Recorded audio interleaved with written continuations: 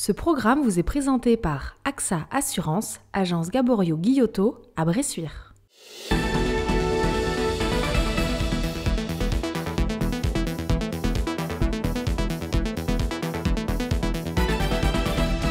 Bonjour à tous, je suis très heureuse de vous retrouver.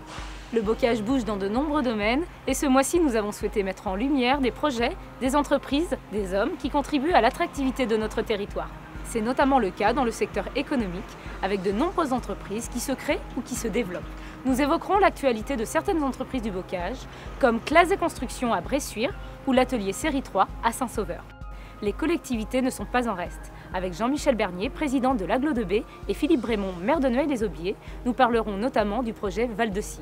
Nous terminerons ce numéro avec un retour en images sur la dernière plénière du Club des entreprises. Ça bouge en bocage, c'est le thème de ce 10e numéro de Club Éco.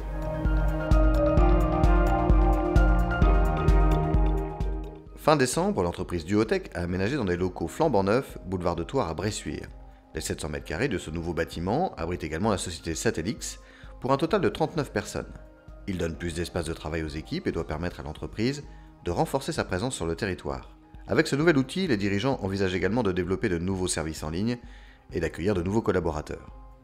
Début janvier, l'entreprise MTI Engineering a quitté son local de la Forêt-sur-Sèvre, devenu trop exigu, pour s'installer avenue du 25 août à Cerizay. La société, dirigée par Pascal Dabin, passe donc d'un site de production de 1800 m² à 6000 m² pour plus de 400 000 € de travaux. Le nouveau bâtiment avait été acquis dès 2011 pour anticiper le développement et la hausse des commandes. Ce sont également 5 emplois qui devraient être créés, dont 2 CDI. Autre déménagement prévu, celui des ambulances Arc-en-Ciel à Bressuire. Actuellement, cette société compte 4 sites. Bureaux, garages et cantines sont ainsi dispersés aux 4 coins de la ville. Dans les prochaines semaines, toute l'activité sera regroupée dans l'ancien bâtiment de West Impression, boulevard de Poitiers. De nombreux travaux ont été effectués pour aménager ce site, qui devrait être opérationnel fin mars, début avril. Enfin, le nouveau magasin Biocop, actuellement en construction, devrait ouvrir début juin, zone des Cicaudières. Avec ce nouveau bâtiment de 1500 m², la société souhaite que le magasin soit un lieu de vie et d'échange. Le parking va être multiplié par 5 et 6 nouveaux emplois vont être créés, portant le total à 17 salariés. Le coût de ce projet est estimé à 1,3 million d'euros. Parmi les changements que peut connaître une entreprise, la transmission ou la reprise sont des étapes très importantes. Pour en parler, je vous propose de nous rendre dans 2 entreprises locales, Clase Construction et l'atelier Série 3 qui viennent justement de changer de dirigeant. La transmission, pour information, elle est effective depuis le 16 janvier 2017. Pourquoi je souhaitais? Parce que je suis une entreprise qui aujourd'hui se porte relativement bien étant donné la conjoncture. J'approche de l'âge fatidique où il va falloir passer la main. Donc, suivant les conseils et tout ce qu'on entend autour de nous, on a tendance à nous dire qu'il faut s'y prendre très tôt. J'ai rencontré les futurs acquéreurs et donc la philosophie de l'acheteur, tout correspondait à mes désirs, plus ou moins. Donc, on a lancé la démarche. Voilà. Et les salariés, de toute façon, tout pendant que ce n'est pas effectif, ils sont dans l'incertitude. Aujourd'hui, je pense que les premiers pas sont faits, ils sont plutôt bien faits, donc j'espère que ça va continuer dans la même optique.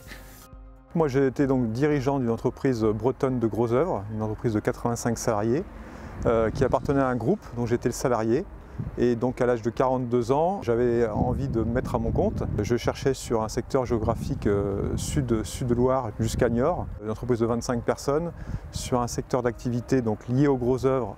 Et l'entreprise Clase est rapidement apparue dans mon listing d'entreprise comme étant une entreprise qui répondait à ces critères. Suite à la signature de la vente le 16 janvier, je suis arrivé dans l'entreprise. Nous avons convenu avec Gérard que l'accompagnement se ferait jusqu'à fin mars. Une fois que ce cap sera passé, j'apporterai à travers mes analyses et l'audit que j'aurai fait pendant ces 3 mois, les petites touches de mon expérience passée pour corriger ça et là les petites imperfections ou améliorer les petites choses que j'aurais vues pendant cette période de 3 mois. Alors le rachat de l'entreprise est une chose compliquée. Moi je conseille quand même aux gens qui se lancent dans cette aventure de s'entourer de personnes qui ont l'habitude de ces procédures, qui vous accompagnent sur l'analyse de l'entreprise, qui vous accompagnent également sur l'estimation de l'entreprise, l'accompagnement dans les démarches vis-à-vis des banques pour financer le rachat. Et les conseils, même s'ils ont un coût, ce coût au final sur le coût d'achat d'une entreprise est en pourcentage relativement minime. Mais l'incidence derrière, si c'est mal fait, peut être très importante. Donc je pense qu'il faut vraiment passer par cette étape-là. Alors historiquement, l'activité de série 3, c'est la sérigraphie, avec un développement aujourd'hui sur l'impression numérique, comme la machine qui est derrière. L'ancien dirigeant souhaitait changer d'activité. Il en a parlé dans les réseaux. C'est arrivé à un moment donné où je cherchais, moi, à me diversifier de mon activité. Quand on cherche à se diversifier, on étudie plusieurs sociétés. Et le fait d'arriver chez Série 3 dans la sérigraphie, de la première visite, moi j'ai eu un coup de cœur pour les produits qui sont magnifiques. On a un gros potentiel parce qu'on doit être capable de multiplier quasiment par 2 l'activité dans les années à venir. Techniquement, on a tout ce qu'il faut. Maintenant, il faut se faire connaître, il faut aller chercher des clients et je pense qu'il n'y a pas de souci vu les 2 premiers mois que j'ai passés à la tête de la société. Le point fort de Série 3, aujourd'hui, c'est la polyvalence de l'outil et la polyvalence de la réponse qu'on peut apporter à un client. Au moment de la reprise, il y a eu un peu d'inquiétude pendant la période en fait, de transfert. Aujourd'hui, tout le monde est resté dans la société, il n'y a aucun problème et tout le monde adhère au projet, donc il n'y a pas de souci. Nous sommes ici sur le site de Val-de-Scie, un projet de baignade naturelle actuellement en travaux et dont l'ouverture au public est prévue pour l'été prochain. Aménagement structurant pour le bocage, ce parc de loisirs viendra compléter l'offre touristique en proposant une baignade naturelle, des espaces ludiques et sportifs et des itinéraires de promenade à pied, à vélo, sur plus de 13 hectares. Envie d'en savoir plus? Suivez-moi, nous avons rendez-vous avec les élus du territoire.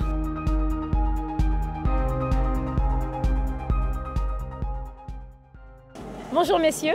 Bonjour. Val-de-Scie, un projet qui a mis du temps à se réaliser mais qui est en train de voir le jour.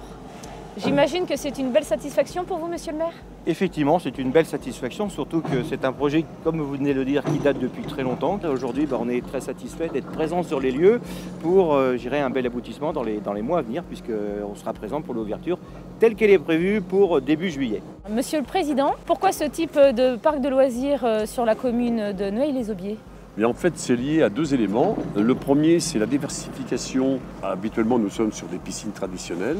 Là, on réalise quelque chose de très original, comme piscine naturelle. Et puis l'autre élément, c'est la répartition de ces espaces de loisirs sur notre territoire.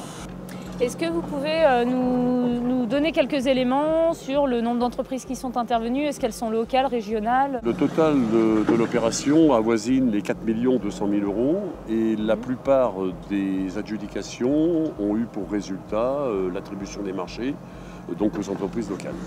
Monsieur Brémond, quel est l'impact de ce parc sur la commune? L'impact, c'est des enjeux multiples, puisque, comme vous le savez, on a un autre programme en parallèle qui consiste à faire un réaménagement de notre cœur de ville. Et donc ici, on est dans la continuité de cet aménagement, sans compter tout l'intérêt économique, puisque quelque part, j'espère que les commerçants locaux auront les retombées de cet équipement, et ça, je pense que ça sera une vérité. Pouvez-vous nous donner plus de détails concernant cet équipement? Alors l'équipement, donc un bassin de 1800 m², un deuxième bassin mais qui est pour le traitement de l'eau en espace naturel. Justement, il n'y a pas donc ni de chlore, ni de produits divers chimiques pour traiter l'eau. Et nous attendons à peu près 20 000 entrées donc, sur les 3 mois d'ouverture à partir du 1er juillet prochain. Messieurs, merci beaucoup de votre disponibilité, d'autant plus que le temps n'était pas de la partie. Merci beaucoup Nathalie. Tout de suite, retrouvons l'actualité du Club des entreprises du bocage. Lors de la dernière plénière le 16 février dernier, les adhérents étaient invités à venir visiter la société Daniel & Non, fabricant de mobilier. Cette société familiale, créée il y a plus de 40 ans, est spécialisée dans le mobilier de collectivité. Depuis quelques années, elle a élargi son activité et se développe à présent dans l'aménagement de banques ou encore d'hôtels. La soirée s'est poursuivie avec la conférence de Bertrand Nivard, ancien leader de la Patrouille de France, qui a répondu à nos questions. Être leader de la Patrouille de France, pour moi, c'était pas un objectif dès le départ. Moi, je voulais devenir pilote de chasse, progresser dans ces qualifications. Et quand le moment est arrivé où j'ai pu postuler, je me suis dit pourquoi pas moi. Donc voilà, j'ai postulé et j'ai été choisi. En devenir le leader de l'équipe, ça s'est fait naturellement, de par mon cursus en fait. Et ça a été des années vraiment très fortes au niveau des émotions et puis au niveau du partage humain avec mon équipe. Ce qui fait la force de la Patrouille de France, c'est les hommes et les femmes qui la composent. Et c'est en arrivant à tirer le meilleur, en tirant tout le positif de chacun d'entre nous, que l'équipe se dépasse et arrive à faire des choses extraordinaires. Quand j'essaye de partager ces moments, on m'a fait confiance, on m'a sollicité pour venir partager avec vous. Donc moi j'essaye, comme quand je suis dans mon avion, de donner le maximum et puis de partager, comme ce soir, de rester avec mes hôtes pour que le moment dure un peu plus longtemps. On discute beaucoup, on partage et c'est là que je vois leur solitude, la difficulté dans les prises de décision, etc. Et c'est là que je retrouve vraiment ce que j'ai vécu aussi à la Patrouille de France. Et ça nous permet d'échanger sur des mondes différents, mais finalement sur des problématiques qui sont identiques. Ce numéro de Club Éco est terminé, je vous remercie de votre attention et je vous dis à très bientôt pour de nouvelles aventures. N'hésitez pas à réagir à ce numéro, par email ou sur Facebook. À très bientôt.